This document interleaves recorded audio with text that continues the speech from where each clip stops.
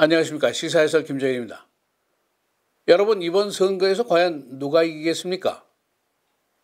오늘은 선거 결과 예상 문제를 좀 알아보도록 하겠습니다. 이제 투표일이 불과 3주도 채 남지를 않았습니다. 얼리 보팅이 이미 시작이 됐고 우편 투표용지가 메일이 되고 있습니다. 그리고 트럼프 대통령이 코비드-19에서 완전히 회복이 돼서 접전 지역 유세를 다시 활발하게 하고 있고 바이든 역시 전국을 돌면서 막판 유세에 열을 올리고 있습니다. 그래서 국민 개인들은 물론이고 여론조사기관 또 언론들이 모두 선거 결과에 그 예상에 골몰을 하고 있습니다.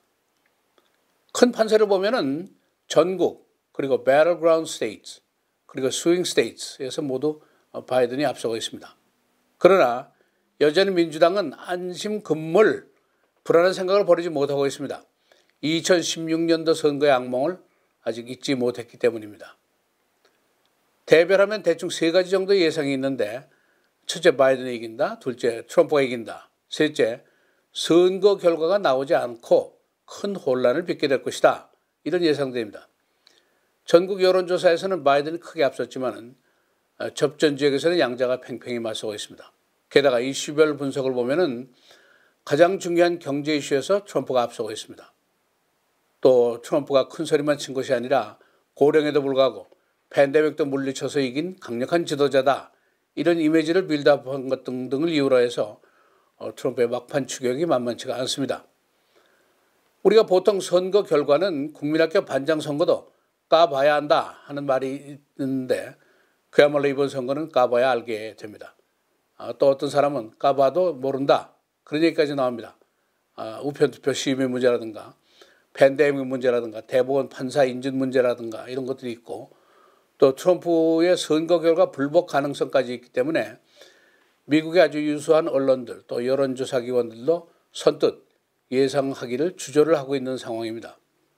만일에 지금 승자가 누구다, 패자가 누구다라고 예견을 확실하게 하는 사람이 있다면 매우 용기 있는 사람이든지 아니면 매우 어리석은 사람일 수도 있다. 그런 얘기까지 나오고 있습니다. 그만큼 모든 사태가 불분명하고 유동적인 상황에 우리가 처해 있습니다. 저도 오늘 막판 선거 분위기를 여러분에게 전달해드리기 위해서 가장 객관적으로 또 가장 사실적으로 전하기 위해서 여러 자료들을 살폈는데 예를 들면 Morning Consultant, Pew Research, Economist, Politico, Newsweek, Washington Post 그리고 ABC 뉴스 등이 보도한 선거 관련 기사를 모두 조사를 했습니다. 한 46페이지가 되는 긴 내용이지만 요점만 간추려서 간략하게 정리해서 말씀드리도록 하겠습니다. 먼저 지난 주말 현재 폴링을 보면은 여론조사 결과입니다. 워싱턴 포스트와 ABC 뉴스의 공동조사인데 전국 지지도에서 바이든 대 트럼프가 실렸습니다. 54대 42, 15% 정도 두 자릿수로 바이든이 우세합니다. 좀 더 내용을 들어가 보면은 팬데믹 처리를 어떻게 했는가? 58대 41, 트럼프의 disapproval이 17%나 높습니다. 그런가 하면 경제 문제는 어떤가? 54대 45, 트럼프의 approval rating이 9%가 높습니다. 그러니까 한마디로 얘기하면 국민들에게는 트럼프가 코로나 바이러스 사태는 처리를 잘 못했고 그러나 경제 문제는 잘했고 이런 생각을 하는 겁니다. 그런데 이제 트럼프에게 또 불리한 여론도 있습니다. 국민들의 대부분은 마스크, 안전거리 유지 이것이 필요하다 하는 생각을 하고 있습니다. 75% 이상입니다. 트럼프가 코비드-19는 독감과 비슷한 것이고 곧 사라질 것이다 라고 거듭 주장을 하면서 마스크를 벗어 던지는 모습에는 국민들이 동의를 하지 않더라 그런 이야기입니다. 그리고 트럼프가 선거 결과 불복 가능성을 선언을 했는데 국민들은 83대 73 정도로 수용을 해야만 한다는 생각이 강합니다. 이제 첫 번째 시나리오 바이든이 이긴다는 예상입니다. 영국 언론인 이코노미스트의 결론인데 10월 13일까지는 그러니까 바이든의 선거인단 수 확보가 247표 정도 될 것이다. 트럼프가 191표 정도 될 것이다. 당선권은 270표입니다. 이 선거 결과를 시뮬레이션, 모의 시dom으로 조사를 해봤는데 약 2만 개의 모델을 넣어서 조사를 해봤습니다. 후보들의 전략이라든가 여론조사의 오류 가능성이라든가 투표율이라든가 선거 전의 분위기라든가 선거 유세 전의 강도라든가 여러 가지 모델을 넣어서 조사를 했는데 여기서 91%의 모델이 바이든의 승리를 예상을 했습니다. 그리고 9%만이 트럼프의 승리를 예상한 것으로 시뮬레이션 결과가 나왔습니다. 그리고 이제 지금 가장 신경이 쓰이는 부분이 바이든이 전국조사에서는 월등히 앞섰지만은 그러나 접전 지역, 즉 배틀그라운드라든가 스윙 스테이트에서는 그렇지 않다 하는 건데 키 스테이트를 조사를 해보니까 이를테면은 펜실베니아, 플로리다, 미시간, 위스콘신, 노스캐롤라이나, 애리조나, 미네소타, 뉴햄프셔, 텍사스, 조지아 등에서 트럼프의 승리를 확실하게 예상할 수 있는 주는 텍사스 그리고 조지아 두 개 주뿐입니다. 이것이 이제 바이든이 유리하다는 이유입니다. 또 한 가지 2016년도에 트럼프 예상을 적중시켰던 두 개의 여론조사 기관이 있는데 이번에는 바이든의 승리를 예상을 하고 있습니다. 어디냐 하면은 IBD TIPP라는 유명한 여론조사 기관이 있고 여기서는 바이든이 8.5% 정도 차이로 이길 것이다 하는 예상을 하고 있고 그리고 USC LA 타임스 조사는 바이든이 13% 차이로 승리할 것이다 라고 예상을 하고 있습니다. 이것이 이제 바이든 승리 예상을 하는 시나리오입니다. 그 다음으로 이제 트럼프가 승리할 것이다 하는 예상이 있는데 가장 중요한 예상은 역시 그 우리가 보통 얘기하는 shy voter 이 얘기입니다. 2016년 선거 때처럼 백인 남성들이 대거 슬그머니 나와서 트럼프 지지표를 던져서 판세를 아예 뒤집을 가능성이 있을 것이다. 그런 예상을 하는 겁니다.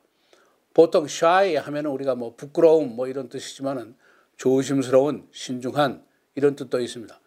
여론조사 따위는 거들떠보지도 않고 있다가 투표장에 나가서 절대적인 한 표를 확실하게 행사하는 이런 그룹을 얘기를 합니다.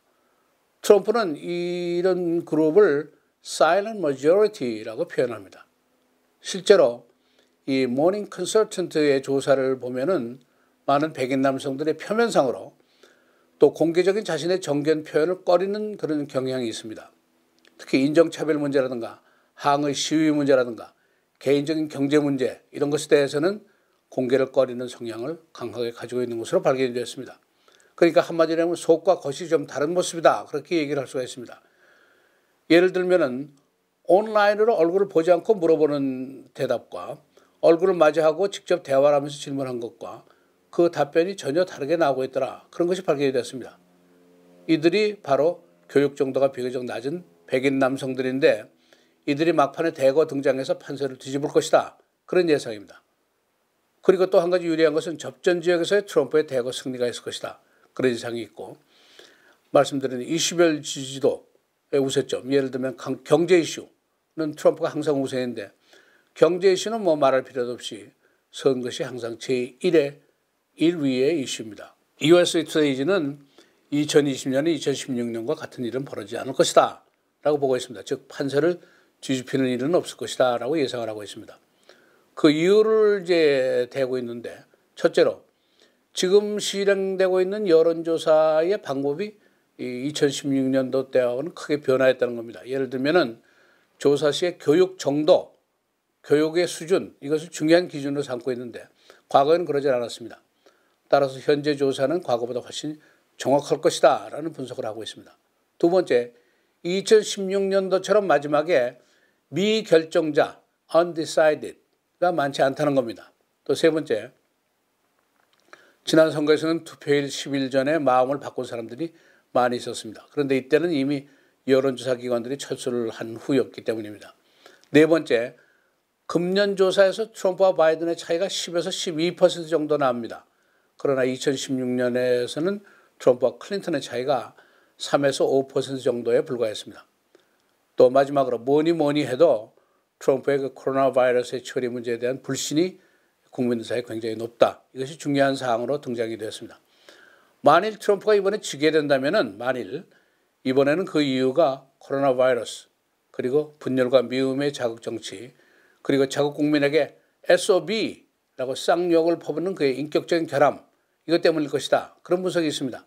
지난번처럼 러스트벨트에서 중서부 지역에서 공장을 닫고 일자리를 잃어서 화가 난 근로자들의 반란 이런 것이 아니다라는 분석까지 나오고 있습니다. 지난 선거에서는 중서부 지방의 그 반교역 정서를 잘 못 읽은 힐러리가 결국 낭패를 당하고 만 것입니다.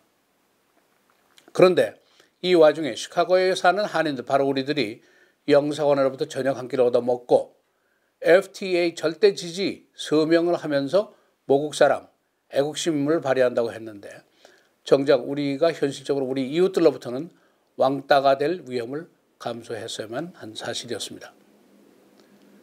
그리고 이제 마지막으로 제일 불길한 시나리오는 오는 11월 3일에 선거 결과가 나오지 않을 것이다. 또 트럼프의 선거 결과 불복으로 혼란 사태가 오게 될 것이다. 그런 겁니다.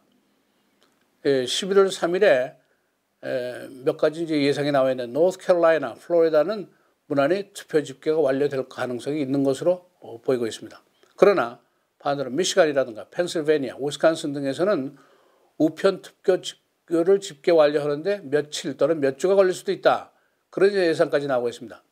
그리고 네바다주의 경우에는 이제 투표인단 수가 6개로 큰 주는 아니지만은 그래도 주 전체가 메일인 보트로 선거를 하게 됩니다.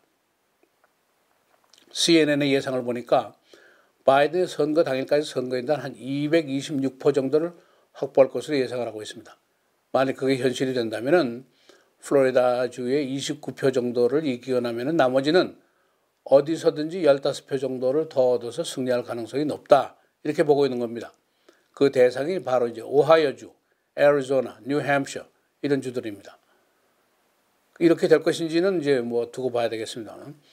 이제 역시 가장 시선이 많이 쏠리는 것이 세계의 그레이트 레이크 주입니다. 바로 우리가 살고 있는 동네죠.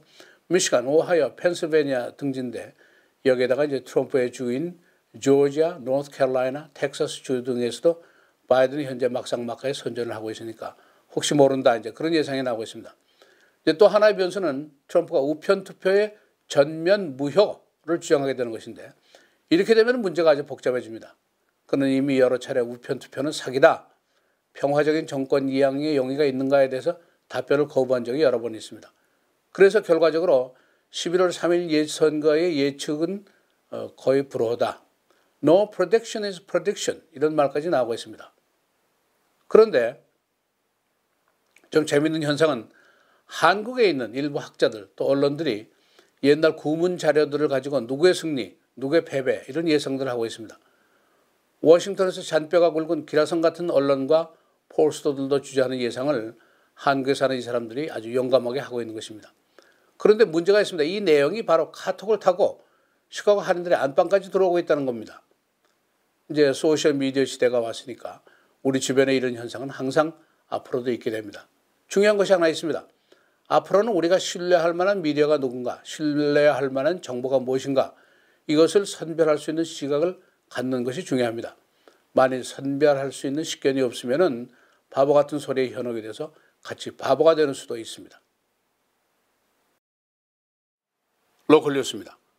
위스콘신 케노샤 시위장에서 2명을 총으로 쏴서 살해했던 가해자가 기소를 면하게 되었습니다.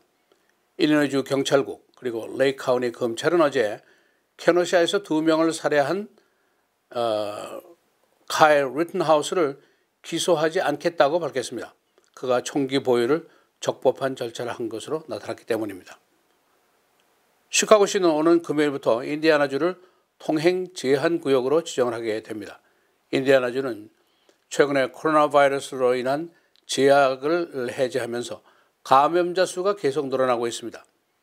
이로써 앞으로 인디애나를 출입하는 시카고 거주자들은 인디애나 출입 후에 2주 동안 격리를 의무화해야 되는데 만일 하지 않을 경우에는 벌금형에 처해질 수가 있습니다.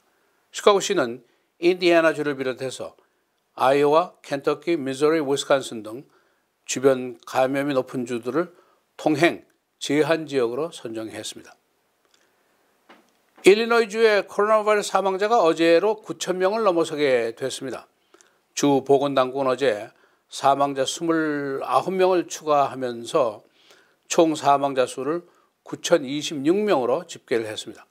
어제 일리노이주 내에서는 2,851명에 대한 테스트를 진행해서 4.5%의 포지티브 레이트를 기록했습니다. 로컬 뉴스였습니다. 내일은 이제 영어 교실이 있게 되고 한윤천 목사님이 지도를 하시게 되고 저는 금요일 날 다시 돌아오도록 하겠습니다. 여러분 감사합니다. 안녕히 계십시오.